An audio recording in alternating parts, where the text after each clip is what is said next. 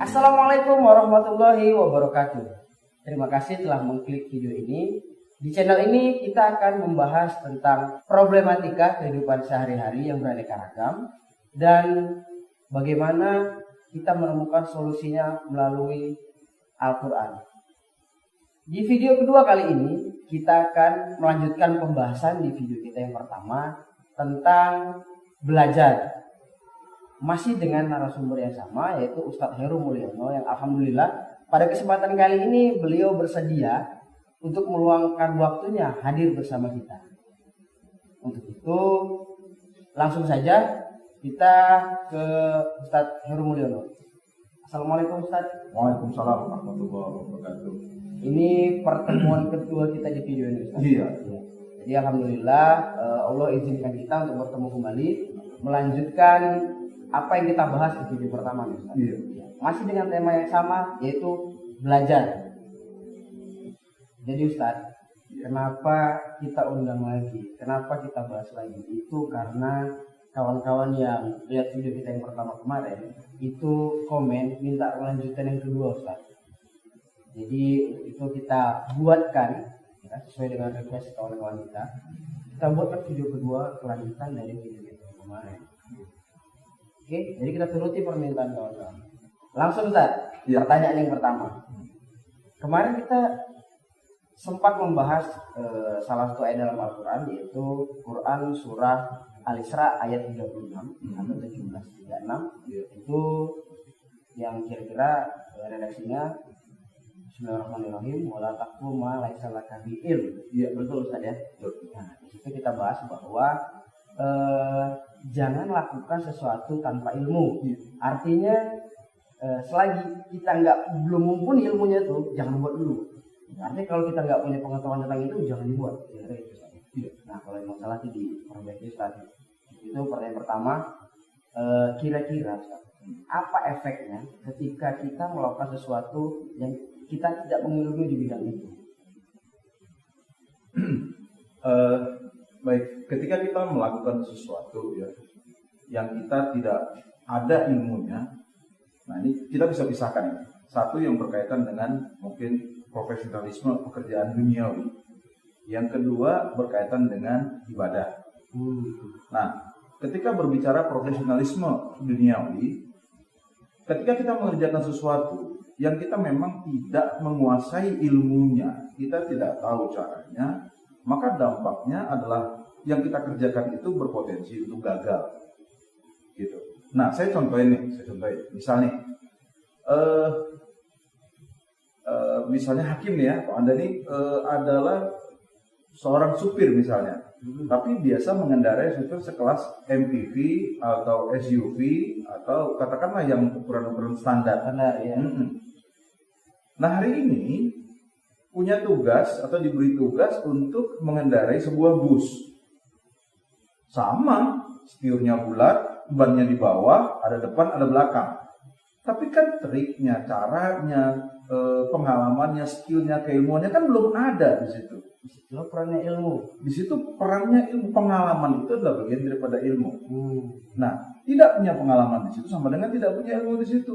Nah, dampaknya ketika oke, langsung ke lapangan bawa bus, bawa penumpang di jalan umum. Bayangkan resikonya. Besar kan? Nah, tidak profesional, tidak punya ilmu, tidak punya skill di bidang itu, tapi nekat melakukan. Maka dampaknya bisa gagal, bahkan bisa berbahaya. Nah, gimana kaitannya dengan ibadah? Kalau dalam ibadah, ya, seharusnya seyogianya kita mengilmui dulu ibadah yang mau kita lakukan. Karena kalau di ayat itu, di 1736 tadi, wala taqfu ma laysa laka bihi ilmun tadi, itu ada lanjutan dari ayat itu. Itu kan masih sepenggal ya. Penggalan awal. Penggalan awalnya. Nah, lanjutannya itu adalah innas sam'a. Ya. Sesungguhnya sam'un.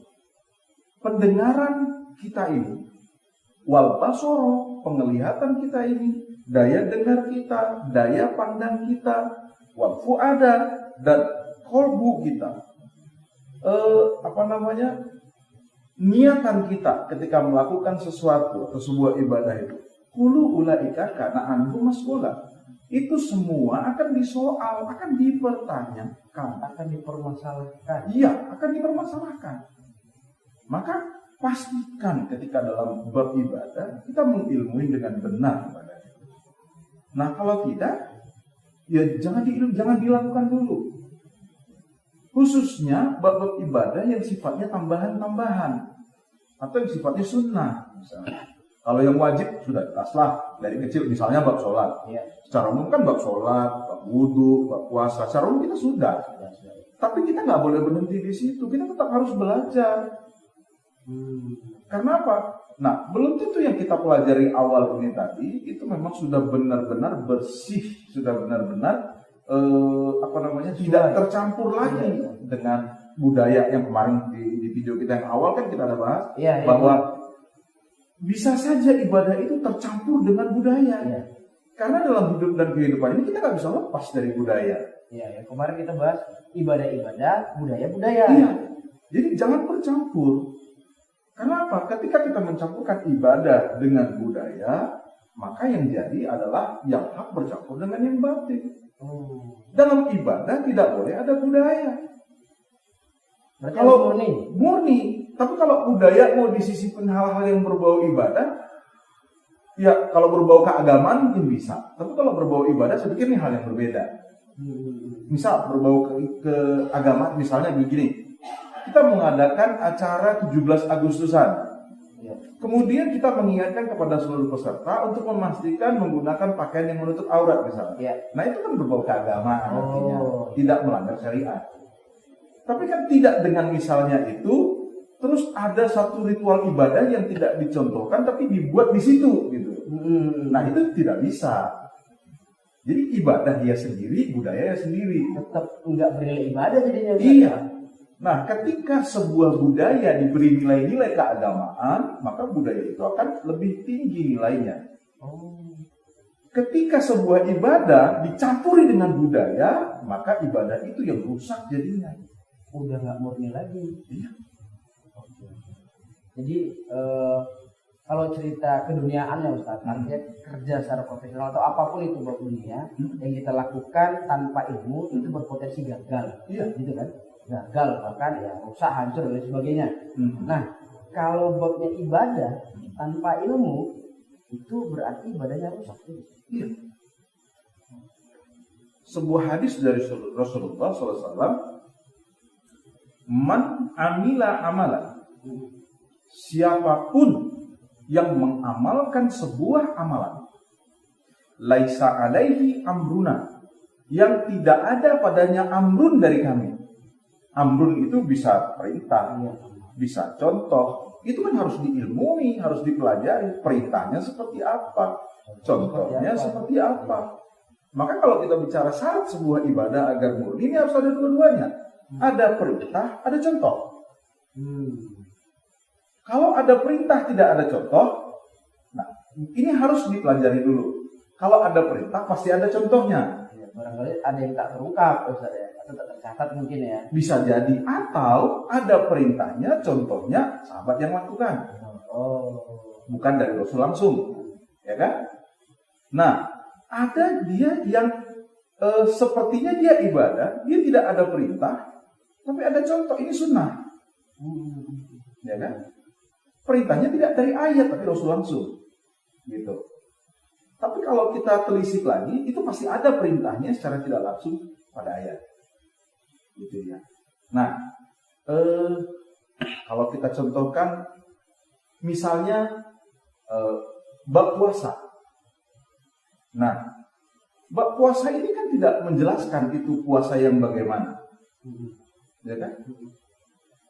Jadi kalau kita lihat 2183 misalnya kan, di bab puasa itu kan, ya ayyuhalladzina amanu kutiba alaikumusiyam, diwajibkan atas kamu puasa. Kan nggak disebut tuh puasa Ramadan kan? Iya, benar. Puasa Senin Kamis kan? Iya. Puasa sunnah yang lain kan? Kan nggak disebutin. Puasa aja. Nah, terus di Rasul ada puasa sunnah, ada puasa wajib. Nah, contohnya kan di Rasul. Nah, jadi Al-Qur'annya itu pasti dia punya sinyal sehingga Rasul kerjakan. Jadi kalau tidak ada sinyal perintah, Rasul nggak mungkin kerjakan. Nah, di kondisi hari ini, ada begitu banyak ibadah yang tak ada contohnya dari Rasul, nggak ada sinyalnya dari Rasul, terus pakai ilmu cocok logi nih, kayaknya di ayat kan ada, gitu. Kayaknya. Kayak kan di ayat ada gitu, tapi Rasul nggak mencontohkan. Nah terus karena ada di ayat Rasul nggak contohkan, akan boleh kita buat ada perintahnya. Nah anggapannya seperti itu kan? Iya. Kita harus dudukkan dulu. Ketika ada contohnya, nah Rasul dapat nggak ayat ini? Maaf, ketika ada ayatnya, ada perintahnya, Rasul dapat nggak perintah ini, ayat ini? Pasti dia kan? Ya.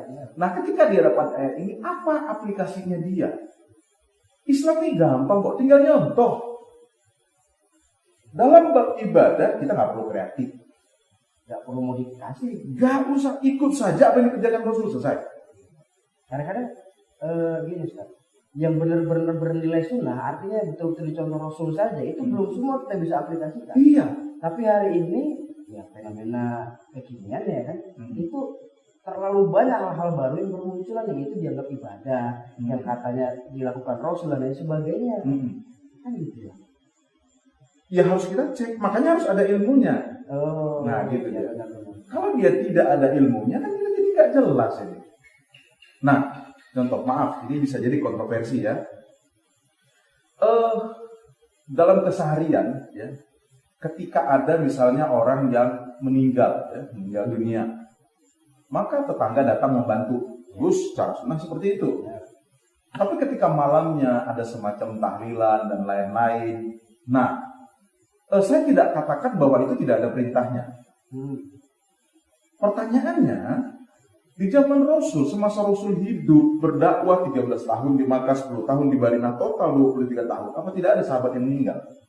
Pasti banyak. Terus pertanyaannya, pernah nggak Rasul lakukan seperti yang kita lakukan? Dicek aja gitu. Silakan cek seluruh literaturnya, baik bentuk hadis, sejarah, dan lain-lain. Ada enggak? Nah, jadi kita nggak bisa mengeneralisasi. Kan perintahnya ada, kita disuruh berdoa. Oh ya, Rasul apa nggak berdoa? Kan Rasul berdoa. Ada perintahnya kita mendoakan orang lain. Rasul apa nggak mendoakan orang lain? Oh, ada perintahnya kita kan bersilaturahmi. Apa Rasul nggak pernah silaturahmi? Kan Rasul bersilaturahmi. Pertanyaannya, ketika ada orang meninggal, apakah Rasul lakukan hal yang sama? Tidak.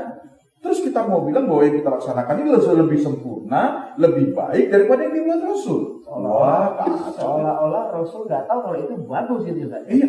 Seolah-olah Rasul nggak ngerti kalau tahlilan itu banyak manfaatnya gitu kan? Iya.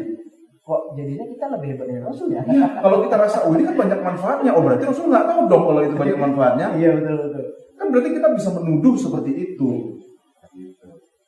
Nah, lagi-lagi ya itu kontroversi lah di luar ya, banyak berbeda paham. Nah, artinya gini, nah bagi yang tetap menjalankan itu dan meyakini itu, monggo silakan, ya kan? Warna, Ustaz, warna. Iya, itu warna. Iya, itu warna. Ya kan? Jadi kita tidak meributkan bab itu. Kita harus tetap jaga ukhuwah, ya kan? Nah, yang meyakini itu silakan monggo lakukan saja.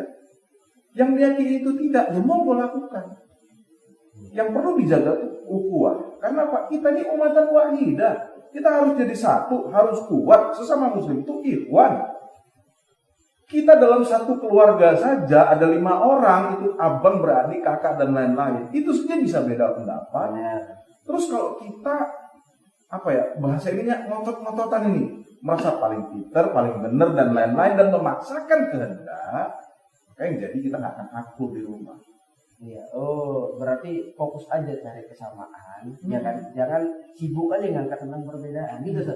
Iya, kalau menurut kita, itu kan salah. Cukup dakwahi, bukan diributi. Terus jangan berulang itu terus yang dibahas itu. Dan jangan cari masalah dengan itu. Artinya apa? Dakwahi. Nah, diterima tidak diterima itu nggak urusan Anda. Rasul juga seperti itu. Dia dakwahi keluarga-keluarganya, pamannya, orang tua, semua dia dakwahi. Ya kan? Pamannya Abu Thalib sendiri sampai akhir hayatnya tetap dalam kondisi belum bersyahadat, belum menyatakan keislaman. Padahal itu orang terdekatnya. Apa yang bisa Rasul lakukan? Hanya berdakwah. Berdakwah jangan memaksa. Dakwah juga harus punya ilmu. tidak memaksa. Jadi kita tidak pakai power. Nah, lantas kok ada ceritanya Rasul perang? Lah ketika diperangi ya kita harus siap dong. Bukan kita cari gara-gara. Kita jangan cari gara-gara, kita tidak cari perang. Tapi kalau disenggol ya anti diam. Ini nih. Oke Ustaz, Ya. jadi tadi gini, ketika kita bicara profesionalisme lah dunia harus pakai ilmu, karena kalau nggak pakai ilmu berpotensi gagal, hancur, rusak dan lain sebagainya. Nah kalau kita lihat dalam dunianya ya, ilmu dunianya, standar yang dikatakan ilmu ini gitu kan, itu apa kira-kira? Kalau tadi kan pengalaman termasuk ilmu gitu kan, kalau apa namanya tadi teori juga termasuk ilmu, artinya kita pelajari lah bahwa teknik bawa bus ini begini loh. Nah ini perbedaannya dengan SUV begini loh. Nah setidaknya kan kita itu dulu kita lihat kan. Ada semacam mungkin informasi yang kita cari via mungkin manual booknya atau sekarang via Google dan lain sebagainya kan gitu ya. Artinya ada satu media, ada satu bentuk acuannya gitu, yang itu jadi sumber informasi yang valid hingga itu jadi pegangan kita. Terus ketika kita lakukan ya kita meminimalisir kegagalan atau kita sudah ada ilmunya ini gitu. Terlepas dari faktor eksternal dan sebagainya lah gitu kan. Artinya ada satu media yang betul-betul valid informasinya nih. Nah, kalau itu kan bagus ya Pak. Nah, kalau untuk urusan ibadahnya atau urusan agamanya, standarisasi ilmu yang betul-betul valid, yang murni, yang betul-betul hak, yang betul-betul ini sumbernya. Oke, baik. Pertanyaannya cukup bagus nih. Nah, sebelum masuk ke situ, saya kembali mau menegaskan bahwa ada sebuah hadis dari Rasulullah Sallallahu Alaihi Wasallam yang mengatakan man aroda dunia fa'alaihi bil ilmi. Kalau kamu menginginkan dunia, kalau mau sukses di dunia, kuncinya satu, ilmu. Man aroda akhirat fa'alaihi bil ilmi. Mau sukses akhirat juga pakai ilmu. Ya kan? Man aroda huma fa'alaihi bil ilmi. Mau sukses dua-duanya juga harus pakai ilmu. Nah, masuk ke pertanyaan tadi. Terus kalau ilmu dunia ini kan harus ada standarisasinya. Iya, jelas. Contoh, anak-anak yang kuliah kedokteran, itu mereka punya standar buku kedokteran yang mereka gunakan. Nggak bisa sembarangan. Terus misalnya dunia pengobatan ini kan ada dia alternatif, ada pengobatan yang sifatnya medis. Wah, sehebat apapun pengobatan alternatif itu, maka mahasiswa kedokteran tidak akan berkiblat ke situ.